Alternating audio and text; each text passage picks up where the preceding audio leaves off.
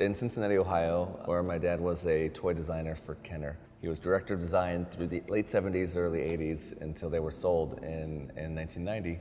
I was a box model for the Care Bears. My little brother was too, growing up when we were like 2 and 3 years old. And we also got to be like part of the market research and test teams playing around with the new toys as they were going to come out throughout the 80s.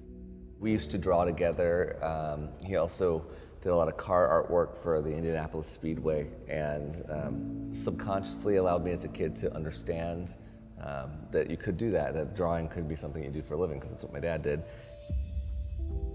The story of Pearl is sort of a music version of that. The idea that, you know, when Kenner closed in 1990 and my dad decided to teach instead of actually do what he'd been doing and loved doing for the last decade, he kind of gave up that professional career as an artist for his kids to have a normal life. And in Pearl, the idea that the dad gives up touring as a musician in order for his daughter to have a place to settle down is a similar kind of way of giving up a little bit about what you're passionate about for your children to be successful. And I think in me going out there and making films, it's sort of rounding out my dad's creative career as well. And in the story, that's the same kind of way we end with Pearl.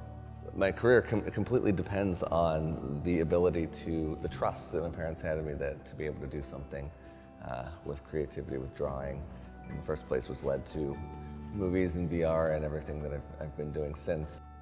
I think VR has the power to connect us to the experience of other people and characters in a way that no other medium does, because you are in a space, you are actually there experiencing something, your brain thinks you're there, and that it really allows us to connect and empathize with characters so much more than anything else that's out there. It actually lets us grow in a way that, you know, all art does. Literature, gallery artwork, and film kind of allow us to have experiences that we don't have in our day-to-day life and grow because of that.